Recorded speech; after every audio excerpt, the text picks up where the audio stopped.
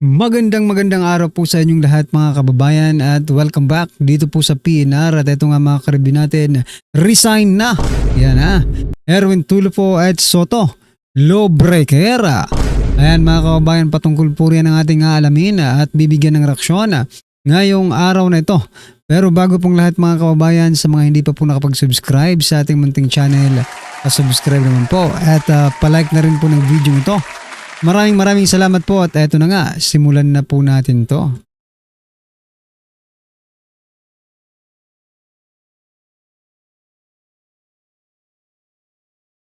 So yan mga kababayan, bago po natin muling i-play ang video ito, pasadahan po muna natin ang mga nagte-trending na mga balita dito po sa mundo ng social media.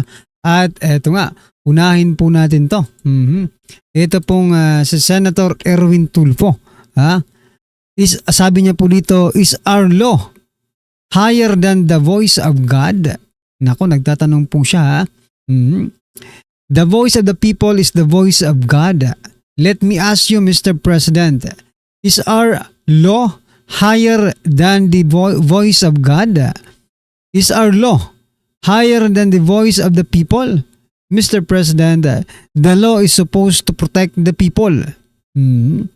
Yan po ang pagdepensa ni Senator Erwin Tulfo sa kanyang binitawang salita kaugnay sa pagbaluktot ng batas or bend the law. Ayan mga kababayan. Yan po yung kanyang rason Because of the voice of the people, sabi niya. Okay, sige, subukan nating maging tama. Subukan nating maging tama yung argumento mo. Na the voice of the people is, greater than the law. Okay? Eto naman po. May papakita rin tayo para masubukan natin kung talaga bang the voice of the people, is greater than the law, is higher than the law. Okay? Ito po mga kababayan. Sabi niya po dito, Mr. President, tens of thousands of people went out last Sunday. Narinig ko po yung sinigaw ng taong bayan, ibalik ang pera namin. Malinaw po. Okay. So that is the argument mga kababayan, ibalik po ang pera namin. Okay. Yan po ang sigaw ng taong bayan. Ayon po yan kay Senator Erwin Tulfo. Ngayon, dahil yan naman po ang sigaw ng taong bayan, pwede na nating baluktutin ang batas. Okay? Para mapagbigyan ng taong bayan. Pero teka lang. Hindi lang po yan. Hindi lang po yan ang sigaw ng taong bayan. How about yung Marcos resign? Narinig mo ba yon, Senator Erwin Tulfo? Now, kung sabi mo, the voice of the people is higher than the law. Ngayong narinig mo na Marcos resign. Okay, anong gagawin mo? Mapipilitan ka ba rin bang baluktutin ang batas para pabagsakin or pa-resign si President Bongbong Marcos Jr.? I think meron po, depende lang yon, Depende po yon, sabi niya sa Depende po kung sino yung sinisigaw, di ba? Sabi nga ni Soto, si Soto ba yun? Tama, si Soto. Sabi nga ni Soto, depende yon sa kung sinong tao. Kasi yung integrity, at saka yung credibility. Di ba? Depende sa ituturo mo. Ituturo ng diskaya. Sa credibility at integrity ng isang tao. Ngayon mga kababayan, saan po pumapasok yung greater than the law? That the voice of the people is greater than the law or higher than the law. Ang gulo nyo. Kung sana hindi nyo pinalitan si Senator Rodante Marcoleta bilang tagapangulo dyan sa Senate Blue Ribbon na yan, hindi magkakagulo ng ganito. Ngayon, ginugulo nyo yung isipan ng taong bayan. Instead na mag-focus sa pagpapanagot. Sa pagpapanagot sa kung sino man ang nasa likod ng mga ito. Kasi, tama yung sinasabi, Diskaya is not the most guilty kasi meron pa pong nasa likod nila. Napipilitan lang silang gawin yon kasi nga, itong mga ito nasa likod nila. Yan po ang mga pinangalanan nila. Di ba? Ngayon, Mr. Tulfo, sabihin mo nga sa amin, no? Na applicable ba yung sinasabi mong the voice of the people na sinisigaw nila namin, okay? Na Marcos resign, BBM resign? Applicable din ba yung prinsipyo nyo ngayon na you can bend the law? Diba? Anyway, eto, nasupalpal po ng, wala na po ito sa mundo pero napaka the best po na ito. Napaka the best po nitong senator na ito. No? Ito pong si for late Senator Miriam Defensor Santiago. Okay, sabi po ni Erwin Tulfo, makikita mo talaga kung sino ang may alam sa batas, di ba? Sabi po dito ni Erwin Tulfo, senador pa naman. Okay. Sometimes we need to bend the law to please the people.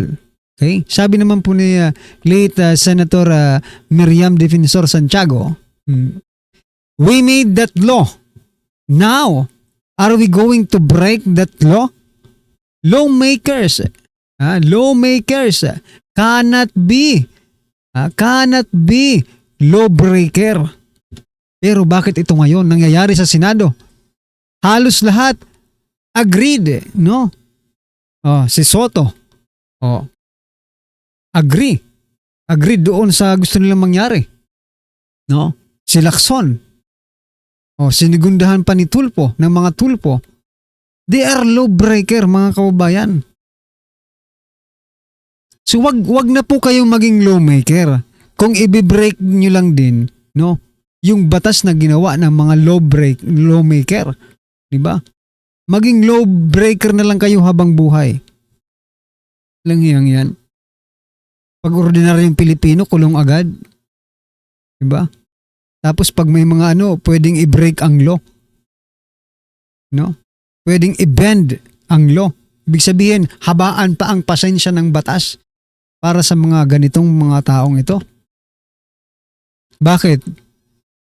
Bakit mga kababayan? Kasi kapag pag napunta po pag naging state witness po ang mga diskaya, marami pong pangalan ang madadamay. No? Kaya ginaganito nila. Ayaw nilang maging state witness yung mga diskaya. Diba? Kasi maraming pangalan ang posible hanggang sa pinakamataas na posisyon ng ating bansa ay damay. Kasi na yan domino effect na yan mga kababayan. Diba? Anyway, ano pong inyong masasabi dyan mga kababayan? I-comment nyo na lang po. At ito, pasadahan na po natin to. Itong video ito, eto na po.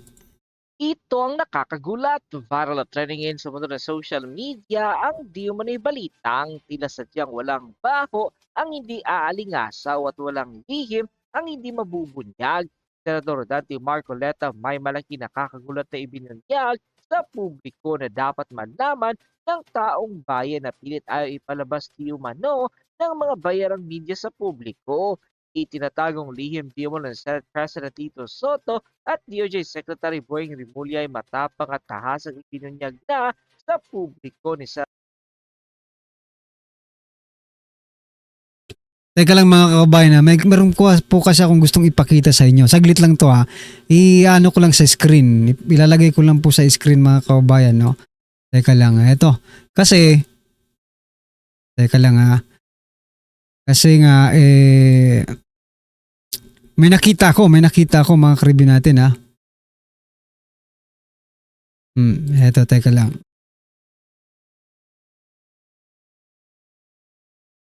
Si Tulfo, no? Yung nasa likod ni Tulfo, saan eto po. Nakikita niyo po ba yung kalbong yan, mga kababayan? Tingnan niyo po yung reaction niya. Tingnan niyo po yung reaction niya nung nagsalita si Tulfo. Eto po mga karibi natin.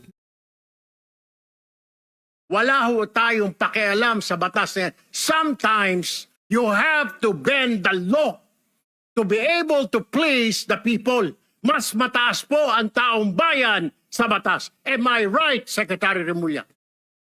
Tingnan nyo po yung reaction niya. Because maybe he knows the law. He knows the law, mga kababayan, no? Alam niya yung batas. No, tinawanan niya lang eh. Tingnan niyo niya sa likod yung kalbo. I don't know kung sino ka, sir, pero saludo ako sa iyo. Ha? Tinawanan niya lang eh. Tapos nung nag-start na siya, ito ulitin natin ha. Yes, sir. Mr. Chairman. Thank you, Mr. Chair. Ito kasi Wala ho tayong pakialam sa batas na yan. Sometimes, you have to bend the law to be able doon po sa sinabi na we have to bend the law, yan na yung reaction niya. Ha? Teka lang, mga mambabatas kayo. Parang yung sa sarili niya, teka lang, mga mambabatas kayo, bakit kailangan yung balahurain yung batas natin, di ba? Mga mambabatas kayo. So yun pong gusto kong ipakita. Yung reaction na yan, malamang.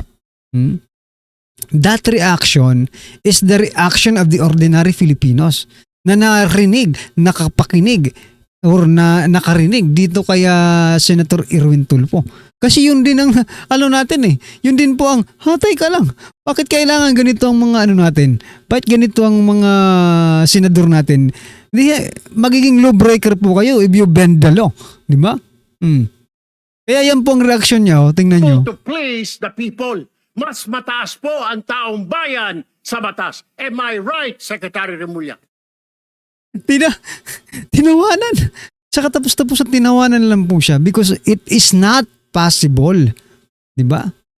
Tingnan niyo. Salamat po sir ha, sa reaction nyo yan. Palakpakan po natin. Nakakatuwa. Ha? Ito, balikan na po natin to. Pasensya na kayo. Senator Dante Marcoleta. Pero bago ang lahat mga kapinas, kung bago ka pa lamang sa channel namin, ay huwag mong kalimutan mag-subscribe at pakiclick na rin ang notification bell para mas maging update ka pa lalo sa lahat pa ng bagong videos na i-upload namin. At yun nga mga kapinas, sila nagimbal ang taong bayan lalong-lalo na sa mundo ng social media matapos isiniwalat ni Senator Dante Marcoleta na nakausap na pala niya si Department of Justice Secretary Boying Remulla at sinabi nito na nakahandang tulungan ang mga testigo sa flood control projects. Basta sabihin at isiniwalat ng mga ito ang katotohanan ngut ngayong isiniwalat na ng mag-asawang Diskaya ay ayaw naman raw silang isa ilalim sa Witness Protection Program kasi daw biglang umurong si DOJ Secretary Boying Remulla at gustong ipasoli muna ang lahat ng ikinilimbat ng mga Ang tanong nga dyan, bakit umurong si Remulla, di ba? Bakit biglang umurong si Remulla? Nako naman. Diskaya. Ito rin umano ang naging dahilan ni Senate President Tito Soto. Kasunod nito ay nag-iwan na lang ng mensahe si Senator Dante Marcoleta sa kanilang dalawa. Ayon pa sa kanya ay nagre-research pala kayo bakit hindi nyo na pinasa ang batas. Matapos nga lumabas sa balitang ito, ay umani agad ang samot-sari comment at reaction mula sa marami sa ating mga kababayan at marami nga sa kanila ngayon ang hindi napigilan ng kanilang sarili na maglabas ng kanilang hinang at komento sa mundo ng social media. The netizens posted, "You're the best, Senator Marcoleta, hindi kaya bayaran ng pagkatao pero may paninindigan, lumalaban para sa taong bayan. Ingatan po kayo ng Panginoong Diyos, hindi man mananaig ang kasamaan. Senator Marcoleta, the best, most required senator sa lahat ng high-ranking position. He act very professional and genuine behavior. Good luck, Senator Marcoleta. Senator Marcoleta, the best po kayo at tunay na may maraming kaalaman sa batas at isa sa tunay na nagmalasakit sa ating bansa. Mabuhay po kayo, sir. Go, go, go, Senator Marcoleta. Tama ang direksyon ninyo. Yun ang gusto ng lahat ng taong bayan. Ikaw ang pag-asa namin ng taong bayan na mabulgar ang pag-cover up at nabuhatan ng mga public officials sa Marcos administration. Sa pangunguna ni Tuta Soto sa Senado, wala nang maaasahan pa ang taong bayan na ibigay ng totoong katarungan ng taong bayan na mula pa noon ay laging biktima ng katiwalian sa gobyerno. Magaling talaga yan si Atty. Marcoleta. Mabuhay ka, Atty. Galing mo. Si Soto hindi naman siya abogado. Basta siya kasi tambaloslos. Darating ang araw, magsisisi ang mga yan. End quote. Bigyan natin ang reaksyon ngayon itong video ni Sir Kuya Goods. Title niya is Breaking News, papasukin na ang Congress? Question mark. 80% retired army, susugod na? Nakaka-alarma nga naman ang title, ano? Kanina, mayroon lang ako nabasang post kagabi Parang may mga rallyista na nagpunta sa Kongreso. Tapos may mga post na yung bahay ni Speaker Martin Romualdez, talagang boarded up, sabi, yung mahirap nang pasukin. So may nagtatanong, nasaan na ba si Speaker Martin Romualdez? Okay, pakinggan natin ito. Balita na tungkol sa red alert ng military. Forces of the Philippines dahil sa sunod-sunod na mga protesta laban sa korupsyon. Ang tunay na aksyon!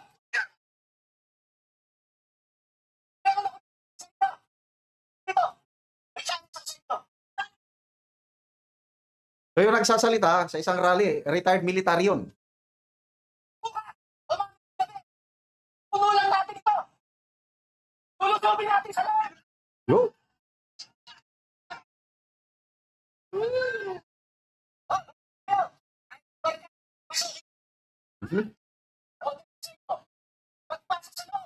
Kasama nyo ang 8% na itang Wala.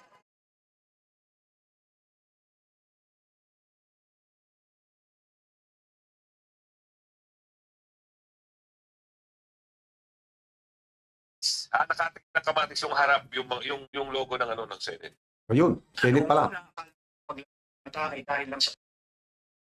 So yan mga kababayan, ano po ang inyong opinion, reaksyon patungkol po sa video ito ay comment nyo na lang po sa baba. Maraming salamat mga kababayan. Please don't forget to like the video. Maraming salamat po.